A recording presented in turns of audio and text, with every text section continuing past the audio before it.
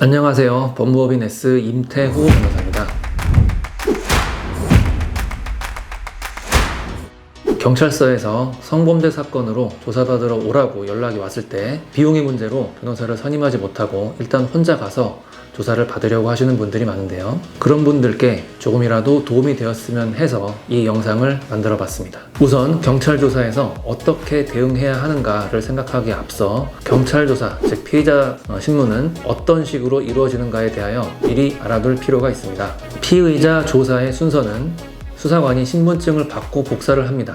그리고 영상 녹화를 할지 녹화 없이 조서만 작성할지 여부를 확인합니다. 이때 피의자는 원한다면 녹화 여부를 결정할 수 있습니다. 조서 작성 전 진술 거부를 할 것인지 변호인 조력을 받을 것인지 물어봅니다. 여러분들이 잘 알고 계시는 미란다 원칙에 의거하여 여러분은 조사 전에 변호사를 선임할 수 있고 묵비권을 행사할 수 있으며 법정에서 불리한 진술을 거부할 권리가 있음을 다시 한번 고집하게 됩니다. 신문조서 작성 초반에는 주소, 주민번호, 직업, 종교, 질병, 표창, 전과 등 피의자 인적 사항과 관련된 질문을 물어봅니다. 이후 사건에 대한 본격적인 질문의 시작은 보편적으로 피해자 또는 고소인을 알고 계시나요? 어떤 관계이신가요? 또는 귀하는 언제 어디에서 어떤 행동을 했다는 혐의로 수사받고 있는데 알고 계시죠? 어떤 입장이신가요?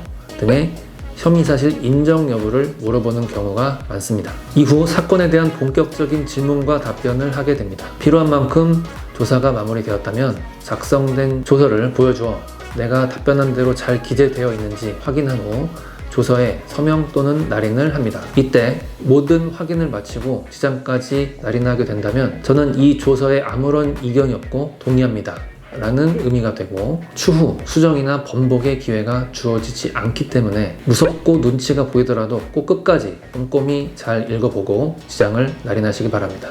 물론 확인 중 내가 하지 않은 말이나 의도와 다르게 해석될 여지가 있는 진술에 대해서는 담당 수사관에게 수정 및 삭제 요구를 할 수 있으며 해당 부분은 수정이 이루어졌다는 것을 알 수 있게끔 가로줄로 긋고 수정 사항을 기재한 후 추가 날인을 찍는 방식으로 수정이 이루어집니다. 이후 마무리 과정으로 경찰청 시스템에 지문 등록까지 한 후 길고 긴 조사를 마치게 됩니다. 이와 같은 조사 과정을 앞두고 여러분이 사전에 잊지 않고 꼭 확인해야 할 몇 가지 사항이 있는데요. 정확하게 내 혐의가 무엇인지 확인해야 합니다. 너무 당연한 이야기 같지만 혐의는 고소인이 고소한 내용 또는 피해자가 신고한 내용입니다. 그렇기 때문에 미리 정보 공개 청구를 통해 내 혐의를 파악해야 제대로 설명하고 방어할 수 있습니다. 다만 고소 사건의 경우에는 고소장을 정보 공개를 통해 확인할 수 있겠지만 신고 사건의 경우에는 정보 공개를 통해 혐의를 확인하기 어렵습니다. 이 경우에는 수사관에게 미리 질문을 통해 혐의를 확인할 필요가 있습니다. 다만 신고 사건의 경우 수사관이 전화로 혐의를 잘 알려주지는 않으니 이 점 참고하시기 바랍니다. 예를 들어 약 1개월 동안 교제한 남녀 사이에서 남성이 추행으로 고소당한 경우 남성은 1개월 동안 있었던 모든 일에 대한 기억을 되살려서 첫날 손을 살짝 만진 게 추행인가, 둘째 날 팔짱 낀 게 서운했었나 이런 식으로 모든 사실관계에 대해 추행인지 아닌지 고민하는 경우가 많습니다. 그러나 내 혐의를 알게 되면 2022년 12월 5일 술집에서 손목을 잡은 것이 추행으로 입건된 것이구나 라고 할 수 있고 그 부분에 집중해서 설명하면 되는 것입니다. 물론 그 전의 사실관계도 내 혐의 사실에 대한 설명에 필요한 한도에서 잘 기억해내면 도움이 됩니다. 혐의를 알아야 방어도 제대로 할 수 있다는 점을 기억해 주시기 바랍니다. 정보공개 청구를 통하여 정확한 혐의와 문제가 되는 시기, 행위 등을 파악하셨다면 그 다음으로는 영상, 녹음, 문자, 카카오톡 대화, 카드 결제 내역과 같이 당시의 상황을 설명할 수 있는 증거를 최대한 많이 수집해야 됩니다. 그 증거를 바탕으로 진술을 하면 진술의 신빙성이 아주 높게 평가될 것입니다. 다만 내가 가진 증거가 내게 유리할지 불리할지 모르는 경우도 많고 유리한 점과 불리한 점이 혼재되어 있는 경우도 많습니다. 그래서 조사 때에는 제출하지 않고 일단 진술만 한 후에 조사 분위기를 보고 후에 제출할지 말지 고민하겠다라고 생각하시는 분들도 꽤 있습니다. 주요 증거를 사후적으로 제출하는 것이 나은 경우도 분명히 있습니다만 주요 증거가 수사 초기에 제출되지 않고 후에 제출된다면 후에 제출되는 이유도 설명이 잘 되어야 불필요한 의심을 피할 수 있을 것입니다. 실제 소송에서는 주요 증거가 늦게 제출되는 경우 그 증거의 가치에 대한 다툼도 치열하게 진행됩니다. 재판은 결국 증거 싸움이기 때문에 증거의 유불리 여부를 올바로 파악하고 제출 시기도 고민하는 것은 정말 중요합니다. 범죄 혐의로 고소 또는 신고를 받은 상황에 무죄를 다투는 사안이 아니라면 내가 혐의를 명확하게 인정하는지 아니면 명확하게 다투는지에 대한 입장을 확실히 정하셔야 합니다. 내가 사실관계를 숨김없이 충실하게 설명하면 수사관 또는 검사님이 내 말을 믿고 알아서 잘 판단해 주시겠지 라는 생각을 하시면 곤란합니다. 그렇게 해주시는 경우도 물론 없진 않지만 내 운명을 다른 사람에게 맡기는 것은 결코 올바른 행위가 아닙니다. 내가 원치 않는 방향으로 흘러갈 가능성이 얼마든지 있으니까요. 내 스스로 방향을 정하고 정한 방향에 대한 책임도 본인이 부담하는 것입니다. 다만 사건 당시의 상황이 기억이 안 나는 경우가 있을 것입니다. 특히 술을 마신 상태에서 일어난 사건이고 당시 상황이 전혀 기억이 안 나는 사건이라면 내가 이 사건을 인정해야 할지 부인해야 할지 미리 결정하기가 어려울 수 있습니다. 이 경우에도 어떤 식으로 답변을 할지 미리 정해두시고 가셔야 됩니다. 예를 들면 내가 평소에 아무리 술에 취해도 그런 실수를 저지른 적 없으니 이번에도 그러지 않았을 것이다. 그러니 부인하겠다 라고 정할 수도 있고, 정말로 기억이 안 나지만 피해자가 아무 이유 없이 날 신고했을 리는 없으니 기억이 안 나더라도 인정하겠다 라고 정할 수도 있습니다. 혹은 내가 정말로 안 그랬을 것 같은데 내가 납득할 만한 증거나 근거를 수사관님이 제시한다면 그때는 인정하겠다 라는 중립적인 태도를 유지할 수도 있습니다. 다만 내가 사건에 대한 기억은 전혀 없는데 내가 도저히 그랬을 것 같지는 않다는 진술은 사건 혐의를 부인하는 진술이기는 하지만 기억이 명확한 피해자의 진술과 기억이 불분명한 피의자의 진술을 비교하여 진술의 신빙성을 파악하게 된다면 수사관이 피해자의 진술이 더 믿을만하다고 판단할 가능성이 높을 것입니다. 정말로 부인하고 싶다면 기억이 안 나지만 안 그랬을 것 같다 라는 진술보다 난 그러지 않았다 라고 명확하게 진술하는 게 더 나을 수도 있습니다. 이때 필요한 것이 바로 앞서 설명드린 것과 같은 명확한 사건 혐의 파악 및 증거 수집 활동인 것입니다. 명확하게 혐의의 사실관계와 명백한 증거들이 수반되지 않는 상황에서는 언제 어떤 식으로 사건의 방향이 흘러가게 될지 전부 알 수 없으니 조사 전 어느 정도 방향을 정하시되 수사관이 제시하는 피해자의 진술과 수사관이 제시하는 증거를 보고 유동적으로 방향을 변경할 수 있다는 마음도 함께 가지셔야 됩니다. 중대한 혐의, 특히 미성년자 관련 사건 또는 강간 사건으로 수사받는 중에 피해자 측 증거와 근거가 명확함에도 글쎄 아닌 것 같은데요 라고 부인하는 경우 경찰 단계에서 구속영장을 신청하는 경우가 많습니다. 피해자 쪽 근거가 명확함에도 막연하게 두려움이나 억울함만으로 사실관계를 부인하는 것은 매우 위험합니다.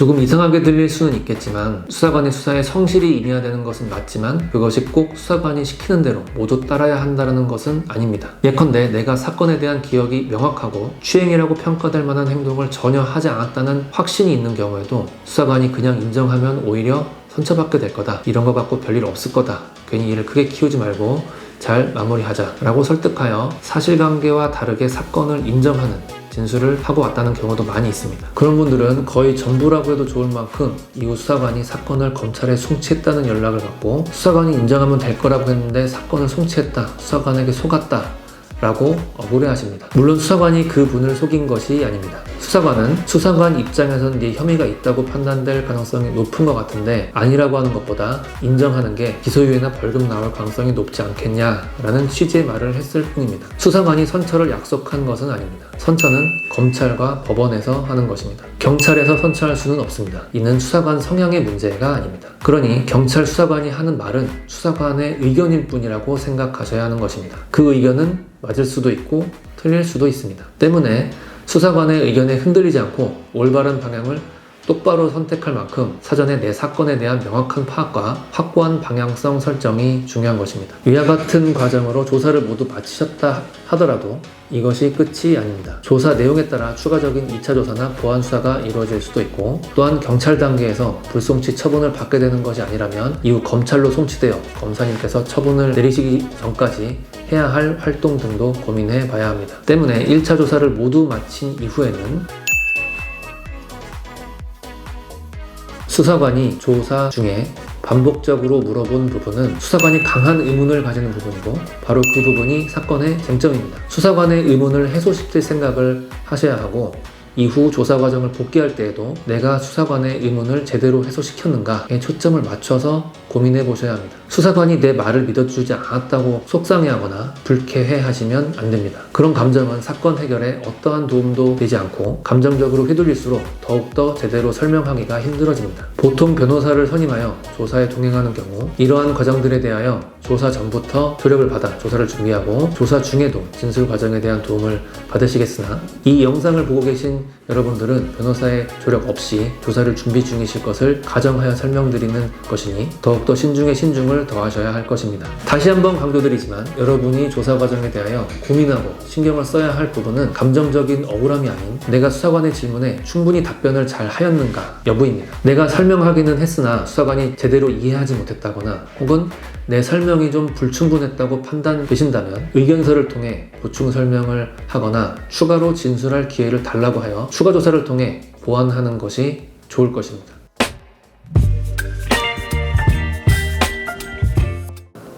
경찰 조사는 내가 조사를 하는 것이 아니고 수사관이 하는 조사를 내가 받는 것입니다. 수사관이 의문을 가지는 점을 설명하는 것이지 결코 내가 하고 싶은 말만을 쏟아내는 것이 아닙니다. 내가 하고 싶은 말만 하면 잠시 내 속은 후련할지 몰라도 결과적으로 수사관이 가진 혐의에 관한 의문을 풀어내지 못한다면 결국 혐의가 인정되는 방향으로 사건이 진행될 수 있습니다. 내 사건이 어떤 방향으로 진행되고 있는지 내 관점에서가 아니라 제3자의 관점에서 냉철하게 바라보고 판단해야 사건에 잘 대응하실 수 있습니다. 부디 이 영상이 험난한 과정을 헤쳐나갈 여러분들에게 조금이나마 도움이 되셨으면 하는 바람입니다. 영상에 미처 담지 못한 부분들 중에 궁금한 사항이 있으시다면 아래 댓글이나 저희 법무비네스 홈페이지를 통해 상담 신청을 남겨주시면 성심성의껏 답변드리겠습니다. 영상이 도움이 되셨다면 좋아요와 구독 한 번씩 눌러주시고 그럼 저는 다음에 더욱 유익한 영상으로 찾아뵙도록 하겠습니다. 감사합니다.